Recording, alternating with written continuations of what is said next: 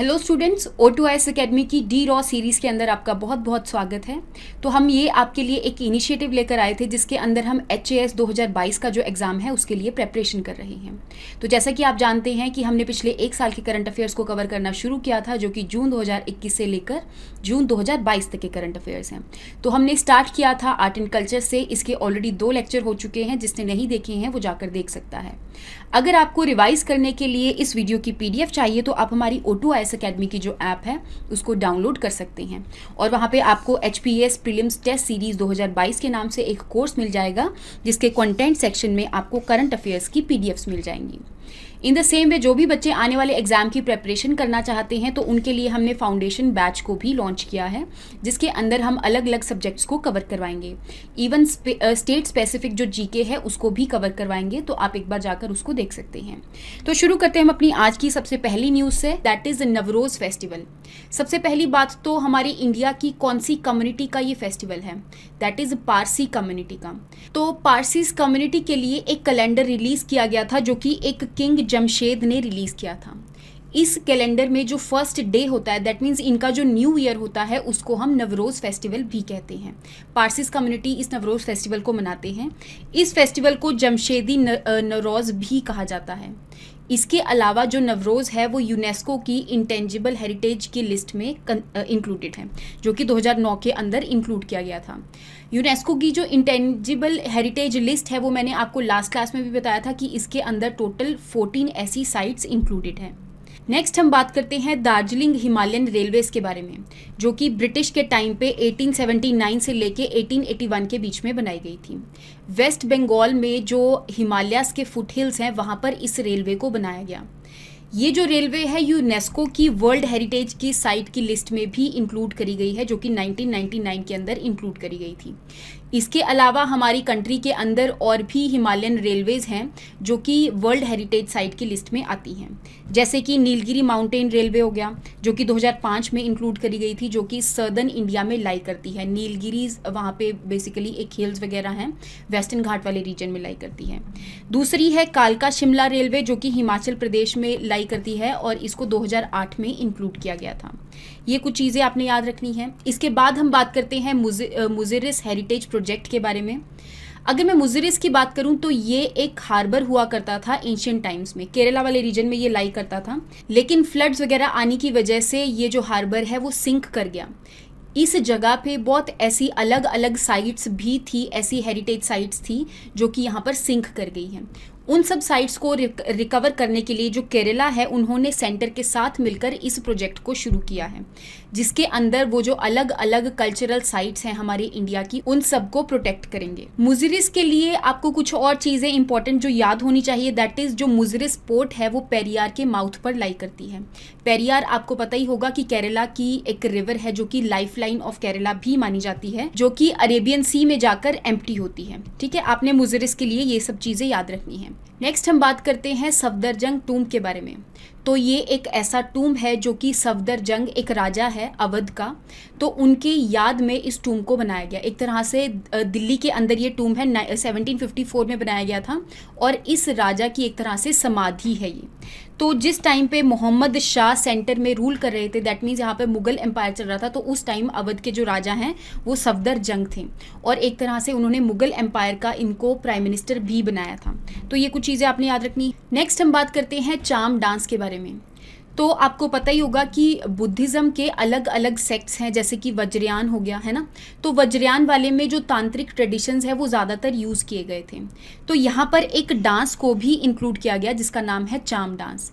ऐसा माना जाता है कि जब सबसे पहले बुद्धिज़्म की मोनेस्ट्री बन रही थी तिब्बत के अंदर, तो उस टाइम पे बहुत अलग अलग डिफ़िकल्टीज़ आ रही थी। तो यहाँ पर एक पर्सनैलिटी ने जिनका नाम है पद्म संभव, इन्होंने यहाँ पर इस डांस को परफॉर्म किया था ताकि जितनी भी इविल्स वगैरह हैं, इविल फोर्सेस वगैरह हैं, उसको यहाँ से भगाया जा सके और इस मोनेस्ट्री को कंस्ट्रक्ट किया जा सके। तो आपने याद रखना है कि बुद्धिज़्म के वज्रयान सेक्ट के अंदर ये जो चाम डांस है वो इनकॉर्पोरेटेड है। नेक्स्ट हम बात करते हैं कथा प्रसंगम के बारे में। तो कथा प्रसंगम एक ऐसा स्टोरी टेलिंग परफॉर्मेंस है जो कि केरला वाले रीजन में परफॉर्म किया जाता है। जैसे आपको लगता होगा कि अगर कोई भी चीज़ परफॉर्म करनी होती है तो उस टाइम पे अलग अलग कॉस्ट्यूम्स वगैरह डालने पड़ते हैं, मेकअप वगैरह करना पड़ता है। तो इस कथा प्रसंगम के अंदर ऐसा कुछ भी नहीं है। अगर आप देखोगे तो इसमें कोई कॉस्ट्यूम्स, कोई मेकअप वगैरह नहीं करना पड़ता है। इसमें सिर्फ एक ऐसी परफॉर्मेंस है जिसमें बोल के हम एक स्टोरी वगैरह टेल करते हैं। एक पर्टिकुलर यहाँ पे आर्टिस्ट होते हैं जो कि स्टोरी बताते हैं, एक्टिंग करते हैं, सिंगिंग करते हैं। इसके साथ साथ अलग अलग मेंबर्स होते हैं जो कि इंस्ट्रूमेंट्स को प्ले करते हैं। ये केरला वाले रीजन में बहुत ज़्यादा फेमस है। आपने याद रखना है कि कथा प्रसंगम होता क्या है। नेक्स्ट हम बात करते हैं यक्षगंगा के बारे में। तो रिसेंटली जो यक्षगंगा परफॉर्म करने वाले एक आर्टिस्ट हैं उनकी डेथ हो गई है। तो आपने इन आर्टिस्ट का नाम भी याद रखना है, दैट इज़ यक्षगंगा भागवत बोला जाता है इनको, पद्यान गणपति भट्ट। तो रिसेंटली इनकी मृत्यु हो गई है। अगर मैं यक्षगंगा के बारे में बात करूं तो ये कर्नाटका का थिएट्रिकल आर्ट फॉर्म है। यहाँ पर थिएटर परफॉर्म किया जाता है अलग अलग आर्टिस्ट्स के द्वारा। तो यहाँ पर अलग अलग इंस्ट्रूमेंट्स को यूज़ किया जाता है, जैसे कि सिम्बल्स हो गया, चक्रतला हो गया, चेंदा हो गया। तो इन सब चीज़ों को यूज़ किया जाता है और इस थिएटर फॉर्म में अलग अलग स्टोरीज़ को बताया जाता है। जैसे कि महाभारत की स्टोरी होगी, रामायण की स्टोरी होगी, अलग अलग स्टोरीज़ को दिखाया जाता है। इवन ये अलग अलग लैंग्वेजेस में भी परफॉर्म किया जाता है, जैसे कि मलयालम हो गया, टुलू हो गया, कन्नड़ लैंग्वेज हो गया, अलग अलग लैंग्वेजेस में परफॉर्म किया जाता है। तो आपने ये कुछ चीज़ें याद रखनी है। इस थिएट्रिकल आर्ट फॉर्म के अंदर बहुत ज़्यादा मेकअप किया जाता है, बड़े बड़े हेडगियर्स डाले जाते हैं। तो ऐसे ये जो आर्ट फॉर्म है इसको परफॉर्म किया जाता है। नेक्स्ट हम बात करते हैं गॉडेस अन्नपूर्णा आइडल के बारे में। तो रिसेंटली कनाडा वाले रीजन से इस आइडल को आर्कियोलॉजिकल सर्वे ऑफ इंडिया ने रिसीव किया है। अगर मैं इस आइडल की बात करूं तो ऐसा माना जाता है कि 1913 के अंदर इस आइडल को चोरी कर लिया गया था काशी विश्वनाथ टेम्पल के अंदर से। तो अब दोबारा से ही इसी टेम्पल के अंदर इस आइडल को इंस्टॉल किया जाएगा।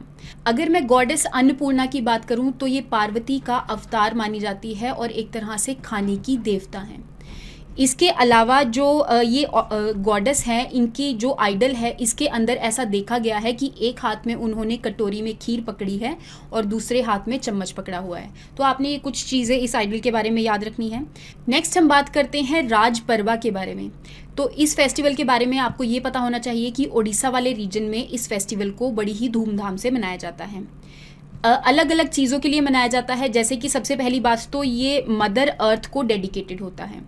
दूसरी बात, जब भी ऑनसेट होता है मॉनसून का उस टाइम पे इस फेस्टिवल को मनाया जाता है। यहाँ पर जितनी भी एग्रीकल्चरल एक्टिविटीज़ हैं उन सबको रोक दिया जाता है और 3 दिन के लिए इस फेस्टिवल को मनाया जाता है। इस फेस्टिवल के अंदर जो घर की फीमेल्स हैं वो कोई काम नहीं करती हैं, बस यहाँ पर इस फेस्टिवल को सेलिब्रेट करती हैं। और चौथे दिन यहाँ पर जो मदर अर्थ हैं उनका एक तरह से स्नान होता है, जिसको हम वासुमती स्नान भी कहते हैं। तो ये कुछ चीज़ें आपने राज परवा के बारे में याद रखनी है। अदरवाइज भी बहुत सारे ऐसे मिथ्स होते हैं मेंस्ट्रुएशन साइकिल को लेके, तो उन सारे मिथ्स को बर्स्ट करने के लिए इस राज परवा फेस्टिवल को मनाया जाता है।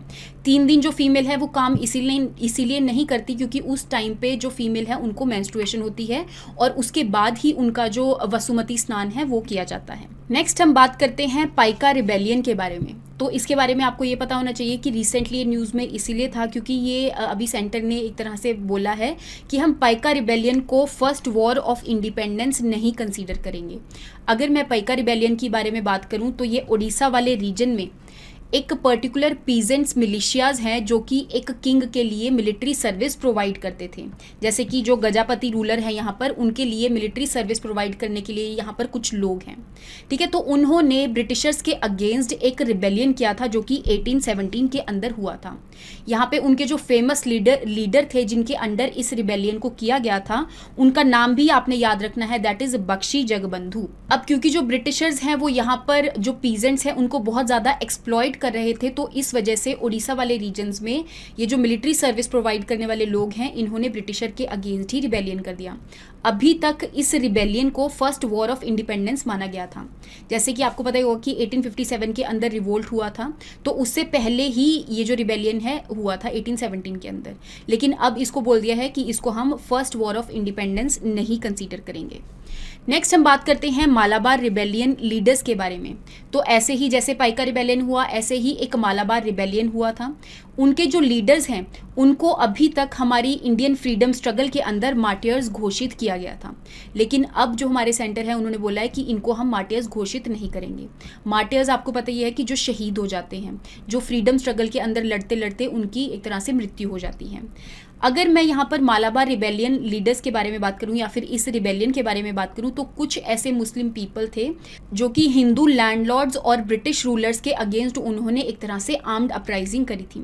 1921 में ये मालाबार रिबेलियन हुआ था। उस टाइम पे जो बड़ी बड़ी मूवमेंट चल रही थी, जैसे कि खिलाफत मूवमेंट हो गया है ना, in the same way non cooperation movement हो गया, तो इन सारी बड़ी बड़ी मूवमेंट्स के अंदर ये जो रिबेलियन है वो केरला वाले रीजन में किया गया था। इसको हम मोपला रिबेलियन भी कह देते हैं कई बार।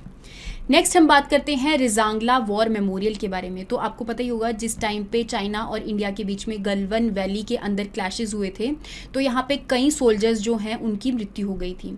तो उन सारे सोल्जर्स के जो नाम है इस वॉर मेमोरियल पे इंक्लूड करने की बात करी गई है। ये जो वॉर मेमोरियल है वो रिजांगला में लोकेटेड है।